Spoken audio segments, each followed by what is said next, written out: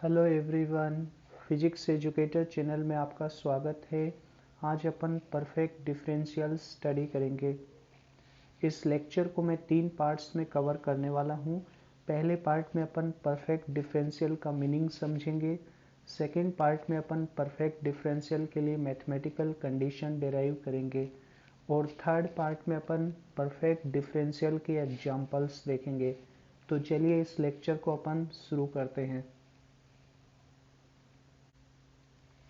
मान लीजिए अपने को कोई फंक्शन z दिया हुआ है which is a single valued function of x and y। तो अपन z को ये लिख सकते हैं z is a function of x comma y। Single valued का मतलब है x और y के किसी भी पार्टिकुलर सेट के करेस्पॉन्डिंग अपने को z की डेफिनिट वैल्यू मिलेगी। जैसे यहाँ पर देखिए मैंने xy प्लेन में एक पॉइंट कंसिडर किया है a जिसके कोऑर्डिनेट हैं x1 कोमा y1। तो यहाँ पे z की वैल्यू डेफिनिट होगी। इसको मैं z a से डिनोट कर देता हूँ। z a हो जाएगा f of x1 coma y1। इसी तरह से b के ऊपर z की वैल्यू डेफिनिट रहेगी। जेड बी को अपन ये लिख सकते हैं f of x2 comma y2। अब अपन xy प्लेन में a से b तक का ट्रांजिशन चाहे किसी भी पाथ के थ्रू करें, चाहे अपन ACB पाथ के थ्रू a से b तक पहुँचे या ADB पाथ को फॉलो करें या AEB पाथ के थ्रू a से b तक पहुँचे, अपन ये देखेंगे z का जो डिफरेंस है डेल्टा z वो आपका सेम रहेगा जो ZB माइनस ZA के बराबर होगा। तो मैं ये लिख सकता हूँ डेल्टा z चाहे ACB पाथ के थ्रू कैलकुलेट करो या ADB पाथ के थ्रू कैलकुलेट किया जाए या AEB पाथ के थ्रू कैलकुलेट किया जाए, इसकी वैल्यू तो ZB माइनस ZA के बराबर ही होगी। इसको अपन ऐसे भी लिख सकते हैं integration dz for path ACB is equal to integration dz for path ADB is equal to integration dz for path AEB और ये वैल्यू अपने पास ZB माइनस ZA के बराबर आएगी। अब मान लीजिए अपन XY प्लेन में कोई क्लोज पाथ ट्रेवर्स कर रहे हैं। अगर मैं मान लीजिए A से B तक पहुंच रहा हूँ ACB पाथ के थ्रू और फिर B से वापस A पे रिटर्न हो रहा हूँ BEA पाथ के थ्रू, तो अपन ये देखेंगे dz के अंदर टोटल जो चेंज होगा यानी integration dz for close path would be 0। अपन ये लिख सकते हैं क्लोज पाथ के लिए इंटीग्रेशन को मैं सर्कुलेशन से डिनोट कर देता हूँ। Circulation dz for close path ACB EA। इसको अपन दो इंटीग्रेशंस में ब्रेक कर सकते हैं। Integration dz for path ACB plus integration dz for path BEA। पहले इंटीग्रेशन की वैल्यू तो होगी ZB माइनस ZA और दूसरे इंटीग्रेशन की वैल्यू होगी ZA माइनस ZB। तो अपन ये देखेंगे ZB से माइनस ZB कैंसिल हो जाएगा, ZA से माइनस ZA कैंसिल हो जाएगा, अपने पास 0 आ जाएगा। तो अगर dz एक परफेक्ट डिफरेंशियल है तो किसी भी क्लोज पाथ के अंदर dz का सर्कुलेशन 0 रहेगा। ये कंडीशन अपने पास आ जाएगी dz के परफेक्ट डिफरेंशियल होने के लिए। पहले पार्ट के डिस्कशन में अपन ने ये देखा था अगर dz एक परफेक्ट डिफरेंशियल है, if dz is a perfect differential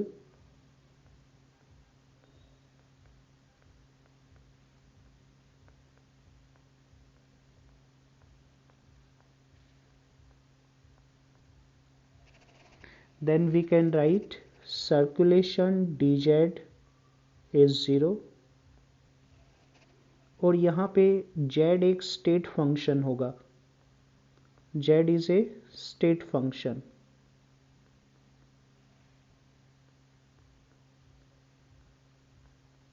इसका मतलब है z में चेंज पाथ इंडिपेंडेंट रहेगा। तो यहाँ पे मैंने एक्स वाई प्लेन में 4 पॉइंट कंसिडर किए हैं, ए बी सी डी। अब अपन ए से सी तक पहुँचना चाह रहे हैं, तो चाहे अपन ये पाथ फॉलो करें ए बी सी या ये पाथ फॉलो करें ए डी सी, सी के ऊपर जेड की वैल्यू अपने को डेफिनेट मिलेगी। दोनों ही ट्रांजिशंस के थ्रू सी के ऊपर जेड की वैल्यू सेम आनी चाहिए। तो यहाँ पे मैंने ए के कोऑर्डिनेट्स तो लिए हैं एक्स कोमा वाई, जेड को मैं एक्स और वाई का सिंगल वैल्यूड फंक्शन ले रहा हूँ, यानी Z is a function of X comma Y. A के ऊपर जेड की वैल्यू मैं ये ले लेता हूँ, Z is equal to Z. अब अपन पहले ये पाथ फॉलो करते हैं, A to B and B to C. अपन पहले b के ऊपर z की वैल्यू निकालेंगे, फिर c के ऊपर z की वैल्यू निकालेंगे। तो मैं पहले ये पाथ ले लेता हूं a टू b। इस पाथ में देखिए, अगर अपन b के ऊपर z की वैल्यू लिखना चाहें तो ये लिख सकते हैं zb is equal to za plus, जब a से b तक जा रहे हैं तो za किस रेट से चेंज हो रहा है, del za upon del y into d y. ये b के ऊपर z की वैल्यू हो जाएगी। अब za की जगह तो अपन z रख सकते हैं, तो इसको मैं ये लिख देता हूँ z plus del z upon del y into d y. इसको अपन बोल देते हैं इक्वेशन 1। अब अपन B से C तक का ट्रांजिशन करेंगे। जब अपन B से C पर पहुंच रहे हैं तो अपन हॉरिजॉन्टल डायरेक्शन में dx डिस्टेंस अपन तय कर रहे हैं, तो C के ऊपर Z की वैल्यू अपन इस तरह से लिख सकते हैं, B के ऊपर Z की वैल्यू प्लस हॉरिजॉन्टल डायरेक्शन में ZB किस रेट से चेंज होगा, del ZB upon del x into d x. तो यहाँ पे अपन ZB की वैल्यू रख देते हैं। जब ZB की वैल्यू रखेंगे तो ZC अपने को ये मिल जाएगा, ZC is equal to, ZB की जगह ये वैल्यू रख देता हूँ Z plus del Z upon del y into d y plus del ZB upon del x। तो इसको ये लिख देता हूँ डेल अपॉन डेल x, और ZB की वैल्यू ये हो जाएगी Z plus del Z upon del y into d y into d x. और अब अपन इसको सोल्व कर लेते हैं। तो ZC को मैं ये लिख सकता हूँ ZC is equal to Z plus del Z upon del y into d y plus, अब अपने को देखिए ये ब्रैकेट के अंदर जो टर्म अपने पास है इसका पार्शियल डेरिवेटिव लेना है विद रिस्पेक्ट टू x। तो पहले अपन पहली टर्म का पार्शियल डेरिवेटिव लेते हैं, तो अपने पास ये आ जाएगा del z upon del x into d x, और सेकेंड टर्म का पार्शियल डेरिवेटिव लेंगे तो अपने को मिक्स डेरिवेटिव मिलेगा, क्योंकि अंदर सेकेंड टर्म में del z upon del y है।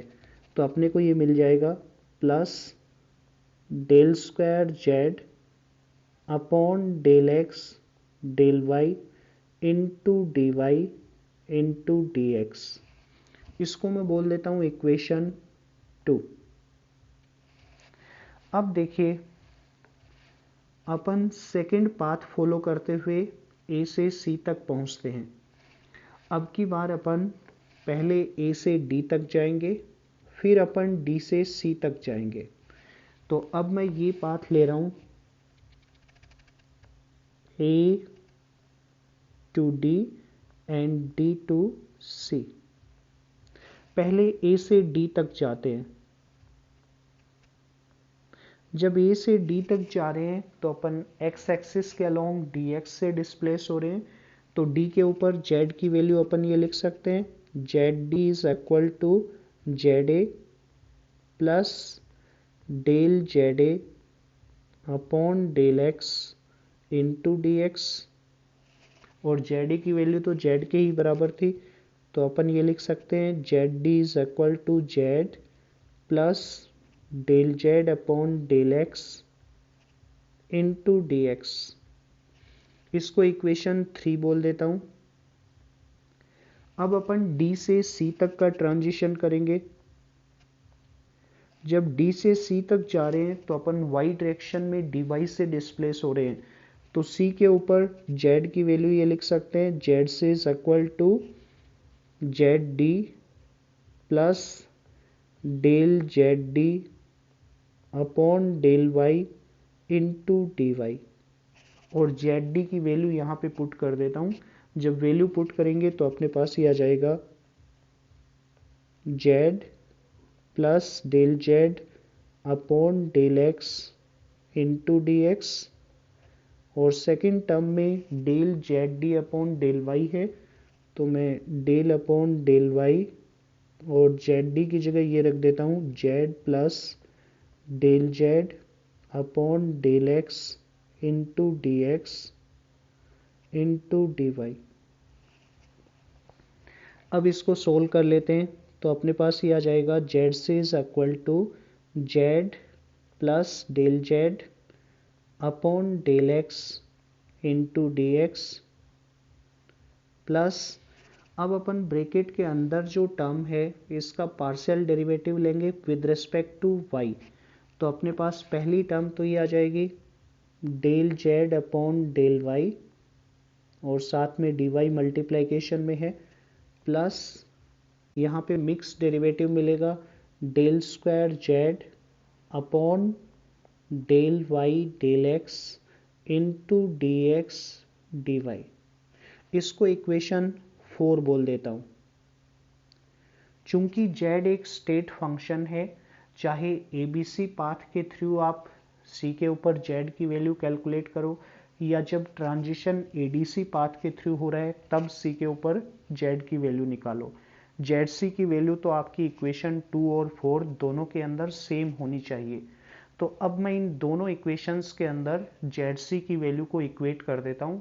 मैं इन दोनों ही इक्वेशंस को नेक्स्ट पेज पे ले जा रहा हूँ।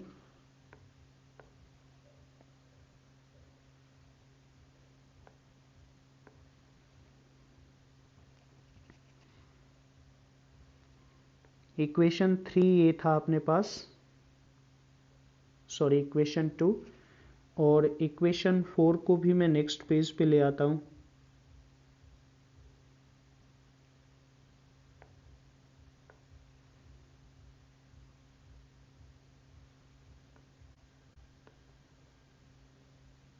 ये अपने पास है।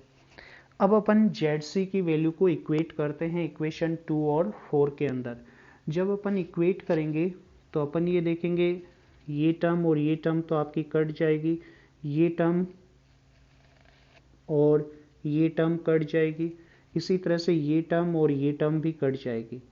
तो केवल ये दोनों जो टर्म है इनको अपन इक्वेट कर देते हैं।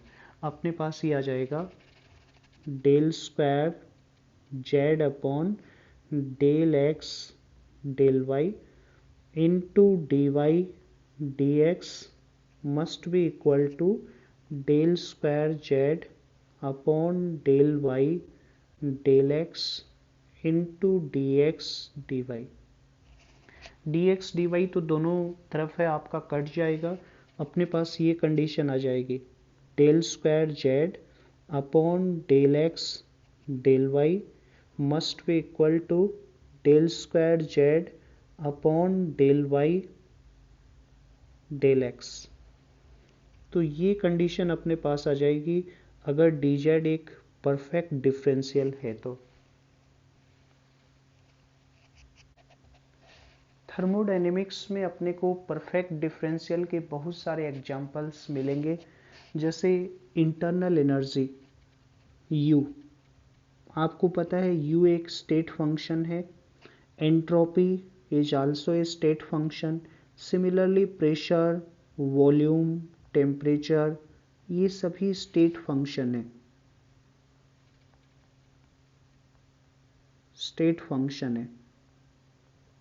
तो इनके लिए डिफरेंशियल अगर अपन देखें du, या फिर s के लिए ds, dp, dv, dt, ये सभी परफेक्ट डिफरेंशियल होंगे,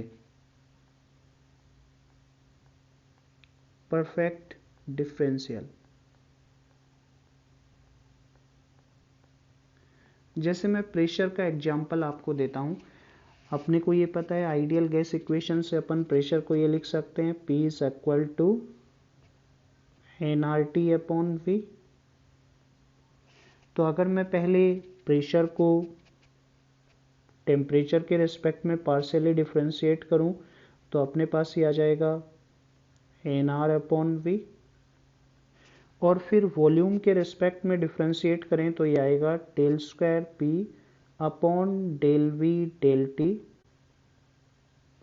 is equal to 1 upon V का डिफरेंशिएशन होता है -1 अपॉन V स्क्वायर। तो अपने पास ये आ जाएगा minus nR upon V square. अब अपन पहले प्रेशर को, यहाँ पे तो पहले प्रेशर को टेम्परेचर के रिस्पेक्ट में डिफरेंशिएट किया था, यहाँ पे पहले प्रेशर को मैं वॉल्यूम के रिस्पेक्ट में डिफरेंशिएट करूँगा।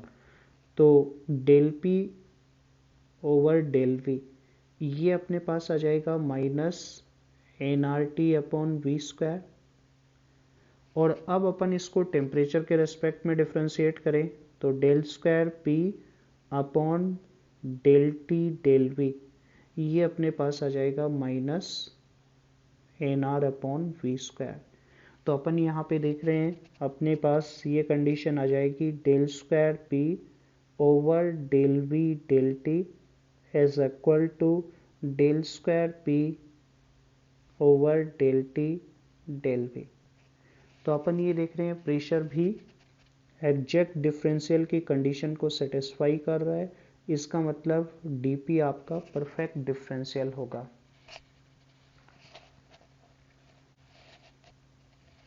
तो फ्रेंड्स, मैथमेटिकल टूल्स पे ये मेरा सेकंड लेक्चर था। पहले लेक्चर में अपन ने मैक्लॉरिन सीरीज़ के बारे में स्टडी किया था। आज अपन ने परफेक्ट डिफरेंशियल के बारे में पढ़ा है। मैं आशा करता हूँ आपको परफेक्ट डिफरेंशियल अच्छे से समझ में आ गया होगा।